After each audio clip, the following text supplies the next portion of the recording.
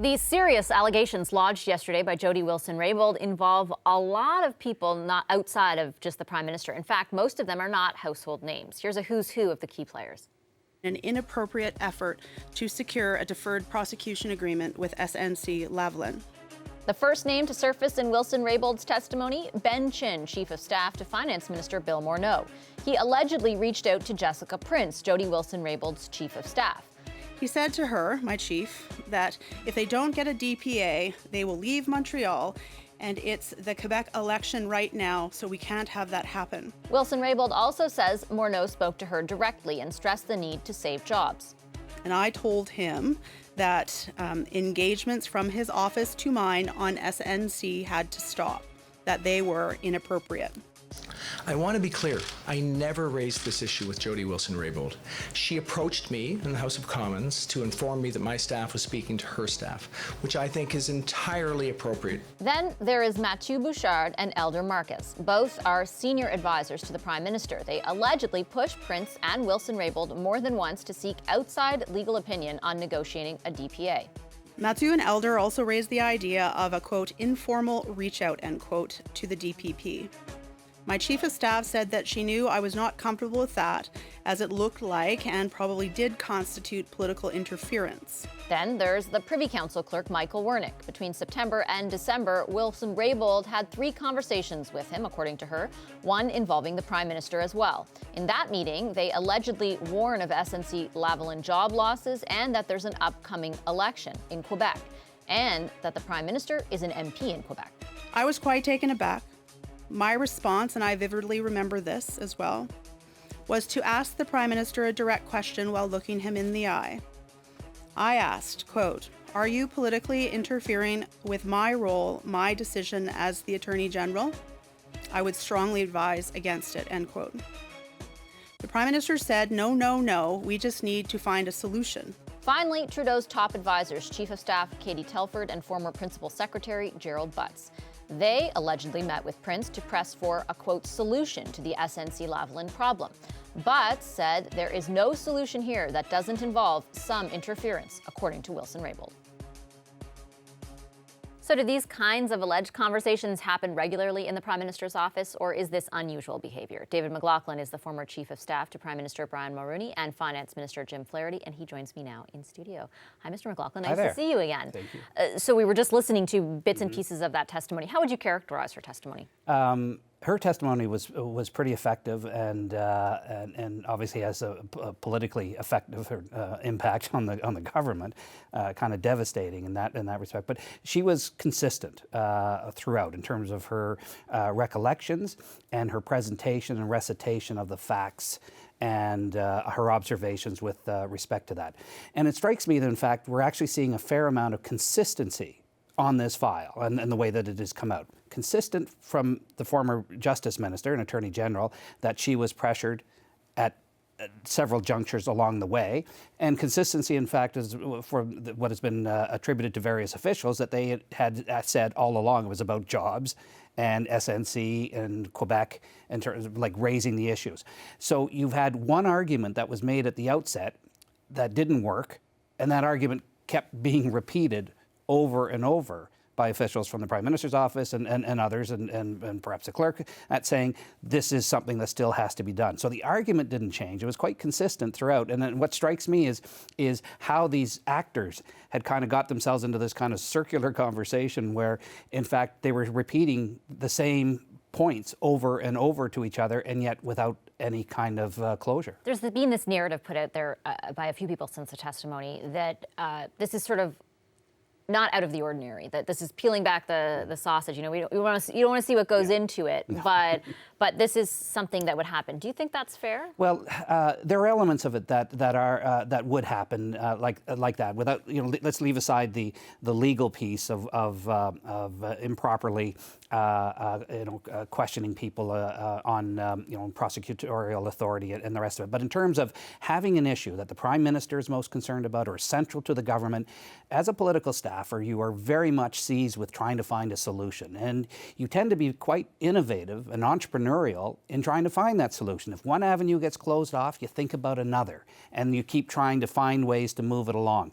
And as new facts come in or a new narrative presents itself, as new political dynamics come at it, then you think of, okay, now we couldn't do it before, but maybe we can do it again. So again, that's where I go back to the consistency of this. It was clearly a matter of some political importance to the government and the Prime Minister and his office, and they kept coming back at the Attorney General, trying to see if there was still a way. If not then, what about now? What if we did it this way? What if we did it that way?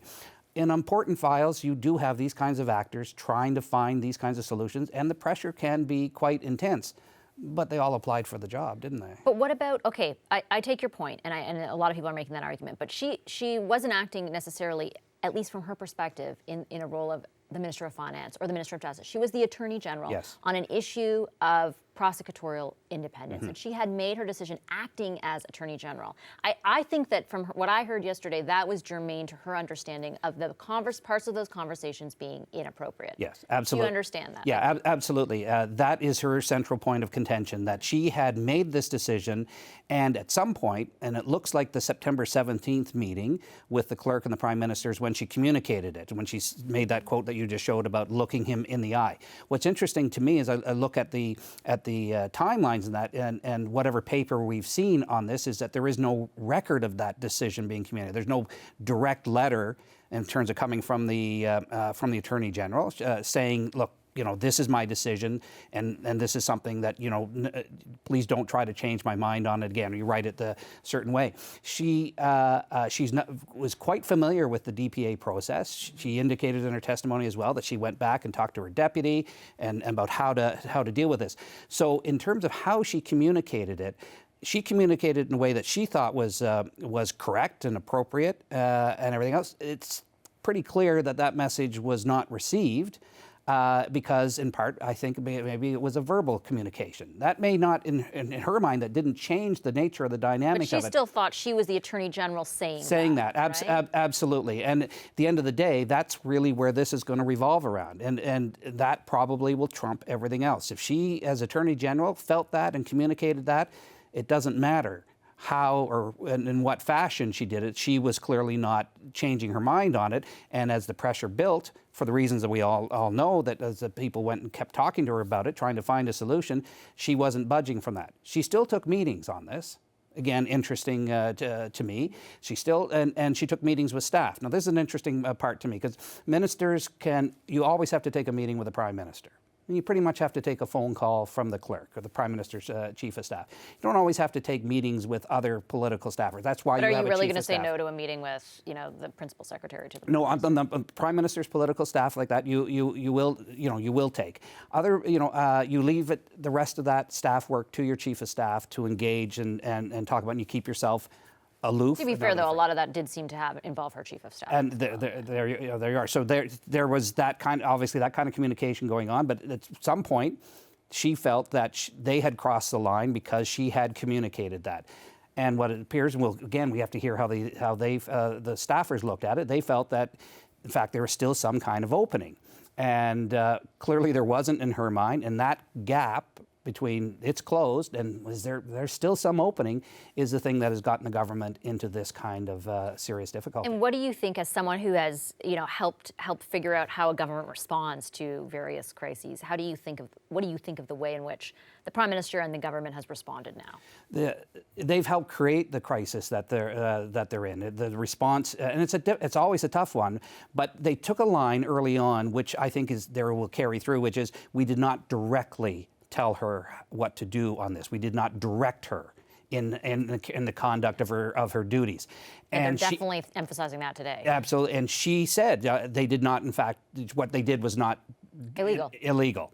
So, I mean, in politics, it's pretty hard to win on a point of legality and, you know, a nuance like that. The public tends to look at things with a little bit of a jaundiced eye if you're trying to get out on a technicality. But they stuck with that line early on, but they have really not, of course, been driving this narrative. They've been on the defensive on it from the get-go, totally responsive. And in terms of issues management and politics, like, that's not where you want to be. If this had been in an election, we would be seeing it most likely a change of government at the end of that election cycle, because of the way that this dynamic has taken place.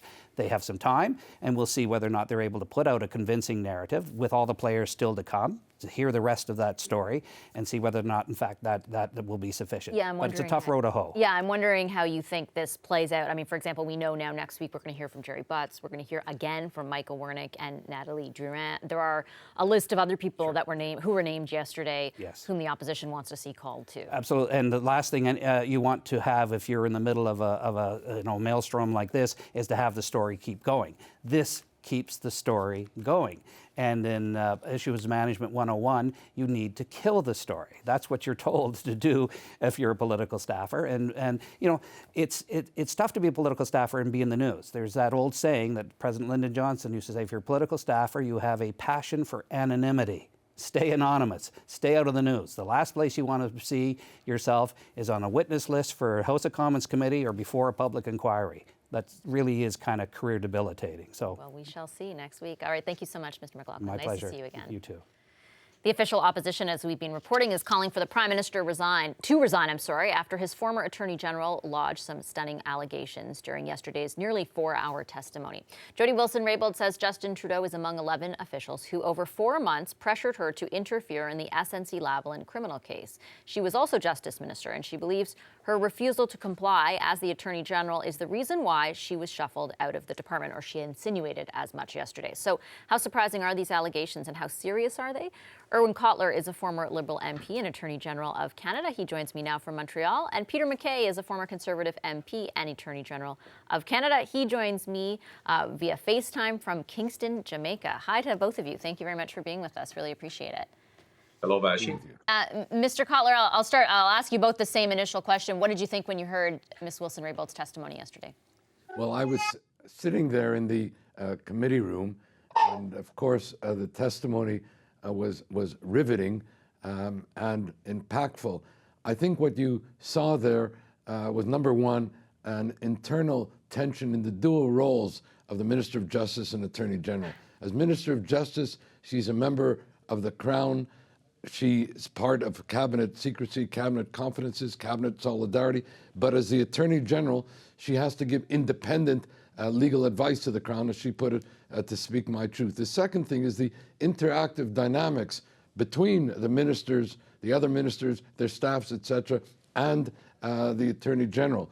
They're speaking out of their political hat, and they see her in terms of another minister of the Crown and her political hat. They don't always appreciate, not only this government, but other governments, that she wears an independent legal hat and that she has this responsibility for the protection of the rule of law.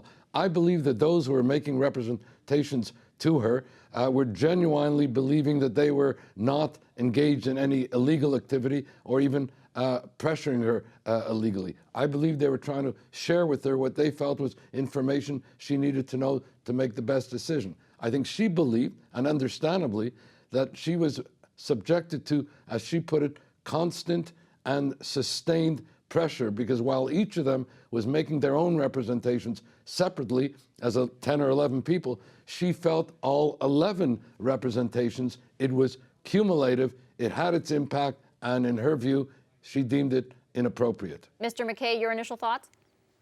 Well, that's a very interesting academic analysis, but the practical reality is that it was a cumulative and coordinated effort to have Jody Wilson-Raybould change her mind. That's what was at work. And why do we know that? Because she told us so. She, in fact, told the people who were trying to pressure her that it was inappropriate. She made it very clear to the Prime Minister himself and asked him, looked him in the eye, I recall her saying. And he, of course, said, no, I'm not trying to do that, but we have to find a solution. And This was coded language. There was several references to a solution. The only solution here, according to Gerald Butts, was some sort of interference. And it's the interference that is the subject of this committee. It is the interference that is the potential subject of a criminal investigation. This goes beyond anything we've ever seen at the highest level of office in trying to insert that kind of political decision-making on a prosecutor. And everybody knows, Vashi, that politicians are not to phone judges, and there's precedent where there's been consequences for doing that. But people, I think, also instinctively understand you don't call prosecutors and tell them how to conduct their case, even when it's a new area of law like this. But yeah, what about the fact that it is technically legal now? Well, no, it's not technically legal for people to try to change the decision of the Director of Public Prosecutions or the Attorney General, which is what we have to keep the focus on here. It's not inappropriate to talk about it, and Irwin talked about some of those circumstances where you have the dual role of Justice Minister and Attorney General to make representations. But here, you see the narrative is now changing. It's all about the jobs. There were jobs at stake in Quebec. There were jobs that have to be considered. Even today, the Prime Minister referenced this.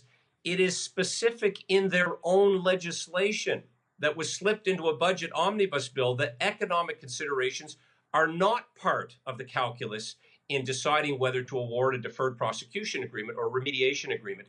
So it makes it sound as if they didn't read their own bill, or they certainly didn't understand that that was not what Jody Wilson-Raybould or the Director of Prosecution should be considering in coming to the conclusion that SNC wasn't eligible.